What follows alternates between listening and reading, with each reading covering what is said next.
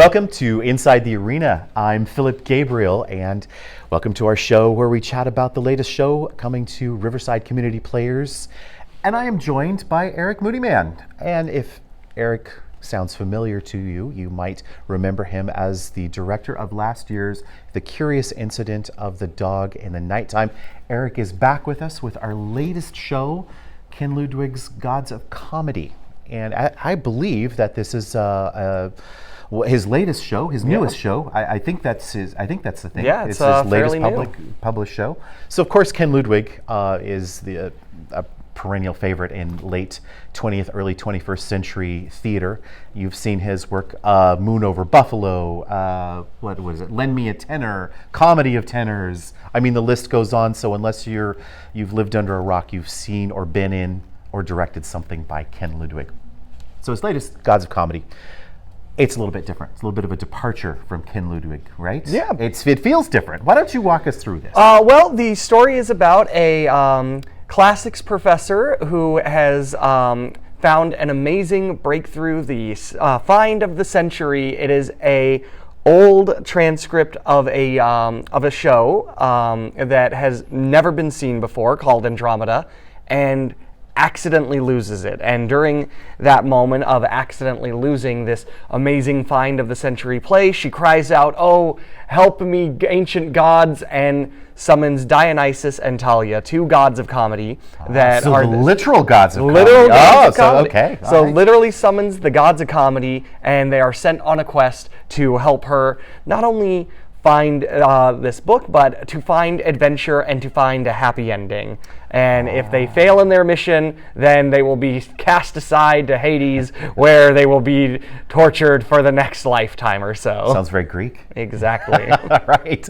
So how does this go? You've done, obviously, Ken Ludwig before. In fact, didn't you just finished one? I've acted in it. I have yet to ever direct Ken Ludwig, though, so this is my first time, but I am very familiar with his work. Right. Lend Me a Tenor, Moon Over Buffalo, some of my favorite shows that I've seen. I'd love to be in them one day. Absolutely. But yes, this is a sort of return to form for me. About a year or so ago, I was talking with my wife, and I told her, like, I'm starting to run out of comedies here. Like, I want to transition to drama. And then I guess the theater gods answered. And, yes, the they theater down, gods right? answered. And I immediately got some very heavy hitters like Doubt and Curious Incident, where it's like, oh, this is not what I normally do.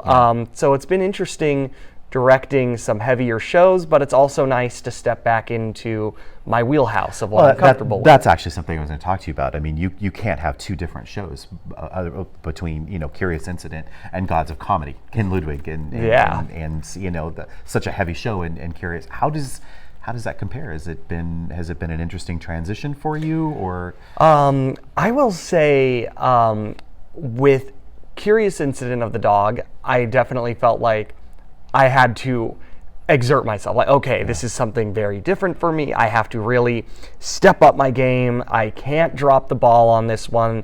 And every rehearsal, I felt like I really needed to come in and just be like, this is it. This is game time. We got to go, go, go. Whereas this show, because I'm so used to directing so many comedies, I feel like I'm just kind of, I don't want to say sleepwalking through it, but it's like, all right, I got this. This is easy. This is a day in the life for me at this point. Is it a farce? I mean, would you describe this as a farce? Is that what we're looking at here, or is the construct sounds Greek, but I kind of define it as a bit of a rom-com, actually. Okay, so we have love and you have these two characters. Right. They kind of have a will they, won't they attitude going on throughout the show, and I think when I examined it, because when I first read through it, it wasn't overly fun, like compared to what I'm used to with Ken Ludwig, like a lot of slamming doors and mistaken identities. Like there are a couple of mistaken identities, but it's not the driving force the way most farces are, where it's like I'm just gonna spend over half the show convinced this is one character and they keep getting mixed up. Right. So I think when I read through it under the lens of like, oh, it's a romantic comedy, that's where I started to really find more of the jokes and stuff. Like, oh, now these characters can bicker. They have a little more of a, are they going to get together? No, because I'm actually in love with this character. How dare you be in love with that character? Kind of noticed that about Ludwig's work in general lately. I mean, with Gods of Comedy, which I felt when I read the script, in a just play reading form, it was so different from what he'd done. And then, recently he'd done an adaptation of Christie's Murder on the Orient Express, which is a great show, but it's not necessarily what you think of as a Ken Ludwig sort of show. So this sounds like it's got elements of comedy, but yet he's maybe going in a different direction with the type of comedy that it definitely character-driven. It definitely still has some great comedy, some great bits going on, but I do feel, it is a little more character-driven than it is like fun situation, like mix-up driven compared to some of his other shows. So whenever you're directing a show, and I do this sometimes, do you ever look at and think, I wish I'm having a great time directing it, but I really want to play that character? Are you having a moment like that in this Ludwig at all?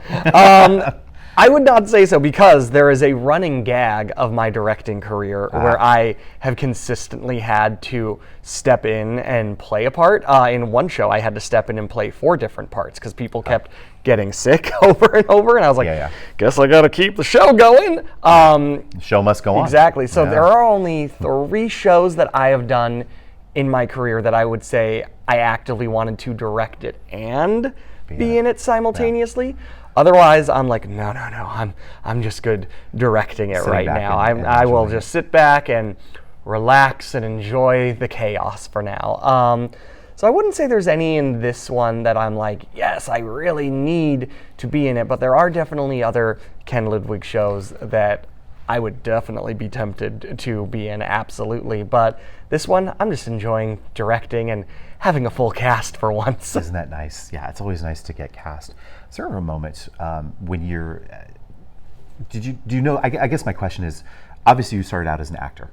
Yes. And was there a moment as an actor that you knew, I really want to direct, and this is the kind of the path I go? Because some actors, spend their whole careers being actors and they have no interest in it at all. But some do both. I would say, I forget what show I was working on, and at this point I'd had a little experience directing in class and such, but I definitely wasn't of the mindset of like, I'm going to be a director one day. And I was talking to a girl I was dating at the time. I was complaining about a show I was in, and I was saying like, boy, this director doesn't know what he's doing. And I kept telling her, boy, if I was in charge, if I was running things, it'd be so much different. And one day she just said, so why don't you? Right? Why don't you direct? Yeah, it was very much like, either put your money where your mouth is or shut up type situation. And I was like, yeah, why don't I? So I went to my directing professor and I was like, hey,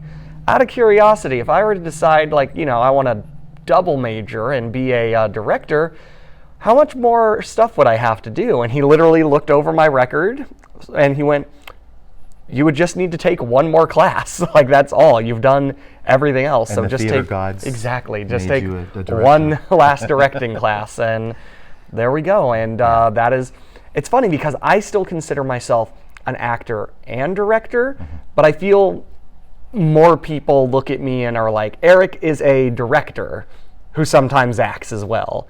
And I think that the best directors, though, honestly, in my opinion, have some kind of acting background. At least they have an understanding of how an actor's brain works. I absolutely agree, because I have worked with directors that are strictly directors, and you can just tell it's like you don't know what it is to be up on the space right now. But yeah, so it's nice. That's kind of become my main thing. Everyone knows me as. I've even taken on an apprentice lately who she was like, hey, can I assistant direct you on your next show? Because I kind of want to learn, and you seem to know what you're doing. And I'm like, you fool, you think I know what I'm doing.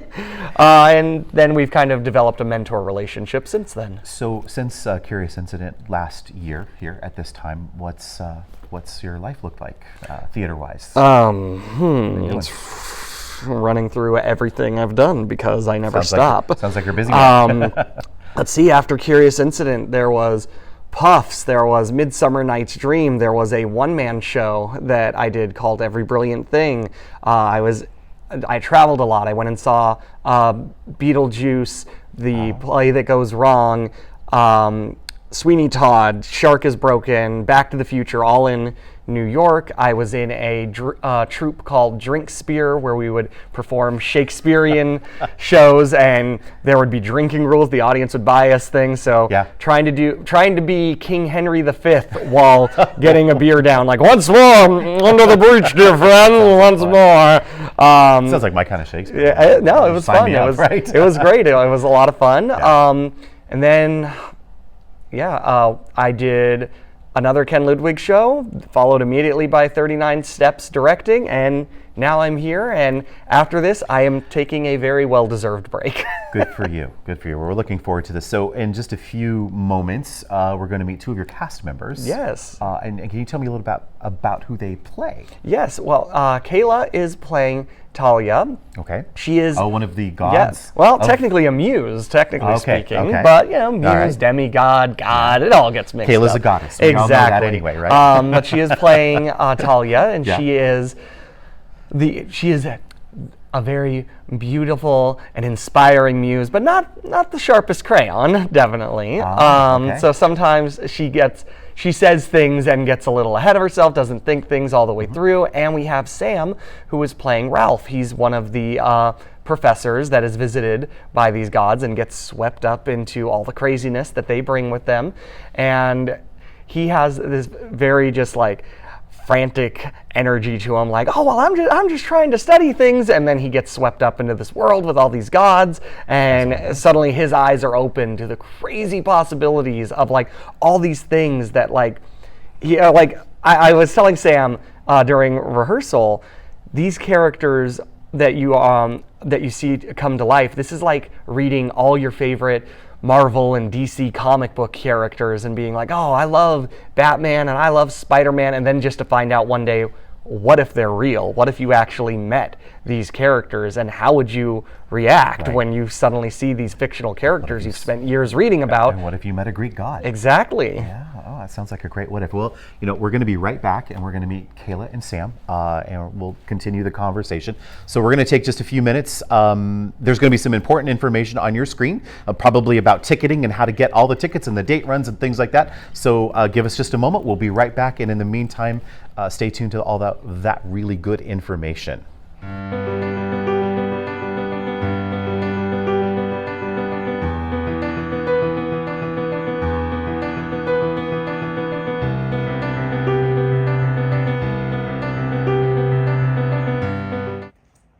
Welcome back to Inside the Arena. This is Cast Conversations, and I'm now joined by the director and a couple of cast members from Gods of Comedy, Kayla Tate and Sam Kimbrell. Welcome. Hi. Kayla. Philip. You are now officially a goddess. Not that you were I before, am. but you are officially a goddess. I can actually put that on my resume and be like, no, it's truth this time. It is truth like, this I'm time. not crazy. I get to be a goddess on stage. So awesome. Kayla is no stranger here at Riverside Community Players. Not only is she a board member, a super active member, you've teched and acted and all sorts of stuff here. Yeah. If anytime you're coming into Riverside Community Players, you're going to see Kayla's face. But this time we get to see you in front of the stage, in front of the lights, playing a goddess. So tell us about that. It's amazing. It's really a dream role and a dream come true. Talia is, I like to say, me unfiltered, where she's just this beautiful, confident, like, I'm gonna be me, and if I'm wrong, like, okay, well, at least I look cute, like, kind of deal. And like, she adds she adds some fun and some crazy and just some good energy and some like sprinkle of like awesome wisdom where people are like, I'm sorry, that came from you? Like, okay.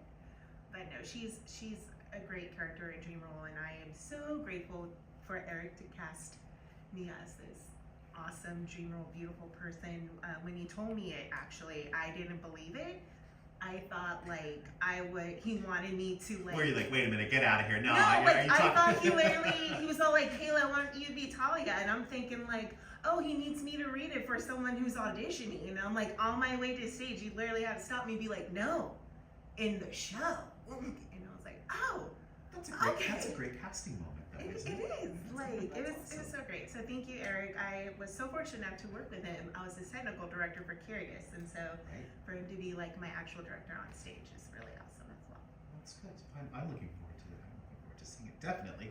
So now you are definitely no stranger here, but Sam Kimbrell, this is your first time here, correct? Correct, yeah. Welcome. And what brought you to Riverside Community Players? Well, you know, I was living in Los Angeles for a while. I grew up in Riverside, but I moved to Los Angeles for a while, and then I moved back here during the pandemic, and you know, just sort of drawn to the theater, looking at things on social media, and I said, let's give it a shot. I had been doing Second City Los Angeles for years. Okay, improv that's the comedy troupe, Second City in LA. Okay. Yeah, improv and sketch almost every night, and so you know, during the pandemic that all stopped, and so the world's and then I let it slip, you know, and so now this is my first sort of entry back into performance in front of an audience. Yeah. Welcome back. Yeah, happy to be here. We're super glad to have you. And what took you so long? You were from Riverside, but better late than never, right? Yeah, I think, well, I guess what took me so long was I was directing short films and working on projects and working on different things as a director and producer. And director, producer, actor. Yeah. Holy smoke! You're like the Renaissance man of. Yeah, you have to, right? You do, because I got my degree in screenwriting many years ago, and I learned if you actually do want that writing to ever be produced on stage, on camera, you kind of have to produce it yourself. I've had many false starts, close calls on writing staffs and things like that. Are you accepting headshots? Yeah. Because I have one. Yeah, fair. Yeah. But yeah, you just kind of you get stuck sitting and having sort of this paperweight on your hard drive, and you think, well, it's time to produce these things. It's time to find ways to do them, and you think about all your favorite directors on screen or maybe even on stage, and they put something together with their friends or their family or together, and so that's where I've sort of refocused my brain. Right, and welcome here. I'm glad you found us here at Riverside Community Players. But I think here in the Inland Valley at large, there is a large creative theater community. I know lots of folks that do, also screenwriting and also acting, producing in here in LA. We're in close enough proximity that it's part. So it's a good place that you can kind of hone your craft, and get there. Tell us about your character. Oh yeah, I play Ralph Sargent. He's the head of the classics department. He's a very neurotic, obsessive character, which I love to play. It's the role I was born to play. I've always adored Jack Lemmon, especially in like The Apartment, and I feel like heroes. Jack Lemmon-y type of character, right, where he kind of gets spun in different directions and seduced and angered, and all these different places you get to sort of play as a character. It's very different from the sketch world where you come in, play a ridiculous character, and then you do that for 3 minutes and you walk off. Like, you're playing different levels for the length of the play, and so it's very fun to play with different and playing with different people and the way they perform has been a blast here so far during rehearsals. I think that one of those things about improv is that it gives you such a great background in almost anything, because it's it just gives you that edge up for that. Anything can happen on stage, and of course in scripted things, things happen on stage, but I think that makes you prepared for it. Right. Yeah, absolutely. I think improv is great for everybody in every field of life. It can help you with your job. No Teams or meeting call is ever going to be scary if you take an Improv 101 course, right? Yes-anding people is very easy to do once you learn it well. It's also very scary. You have to know how to take care of yourself as a performer and as a person if you overdo yes-anding folks. So I have this idea now, because Eric was talking about doing, you were doing drunk Shakespeare? Drinkspeare, right. Drinkspeare. We should mix that with improv, right? Sadly, that already exists. There's tons of drinking in improv already. You're saying you don't but with want Shakespeare. Oh, Shakespeare. So you have to do it in Shakespeare. There is Shakespeare in improv, there's the twist, right? Yeah. What do you guys up for that? What do you think? Right? Maybe? Just add ye before you every said alcohol, right? That could be an interesting thing. So, and I'll just kind of go down the line and ask, but we'll start with Eric. I think there's always that moment in your life at some point as an actor, performer, screenwriter, whatever it is you're going to be, and you know that's what you want to do. I don't know whether it's a performance, if it's a person that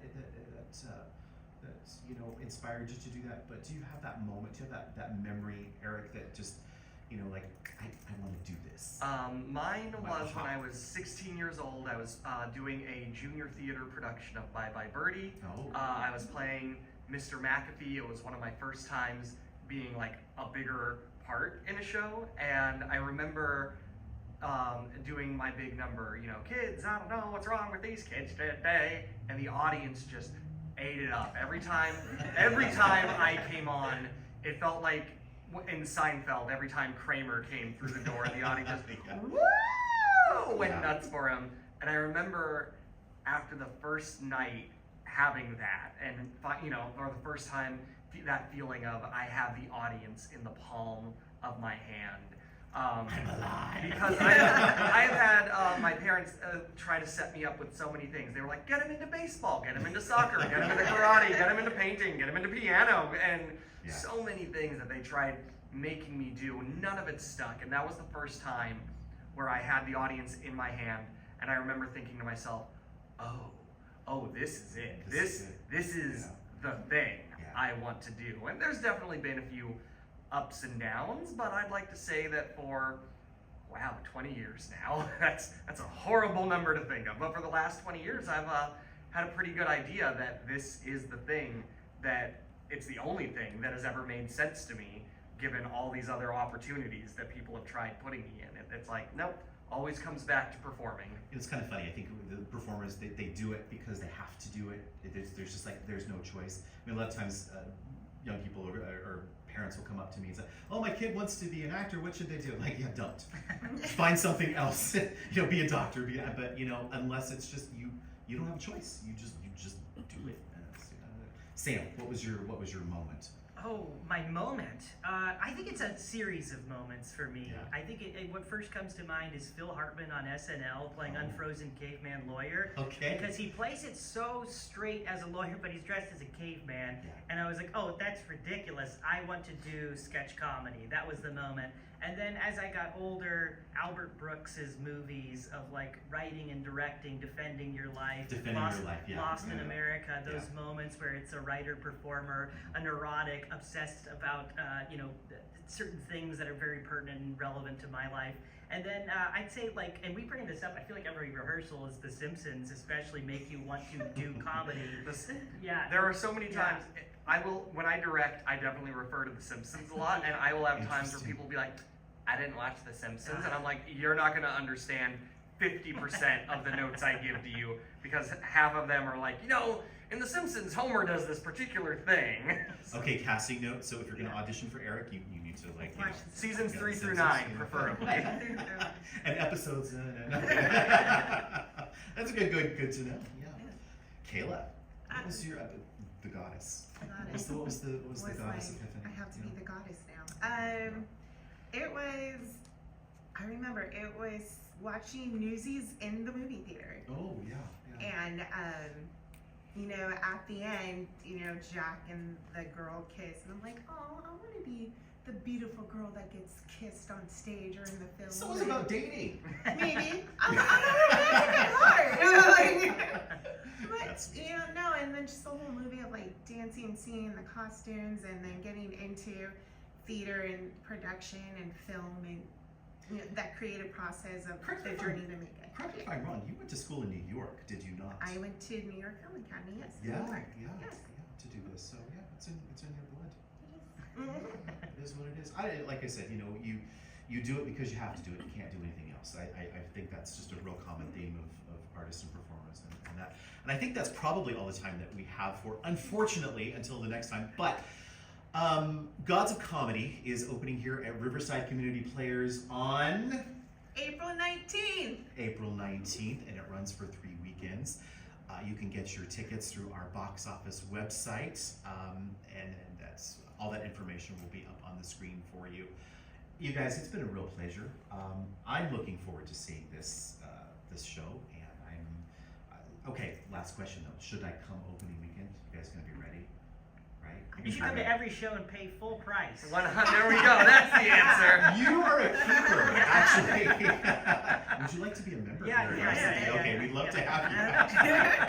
Anyway, thanks you guys for joining us. As always, it's a pleasure. I'm Philip Gabriel, and we'll see you inside the arena.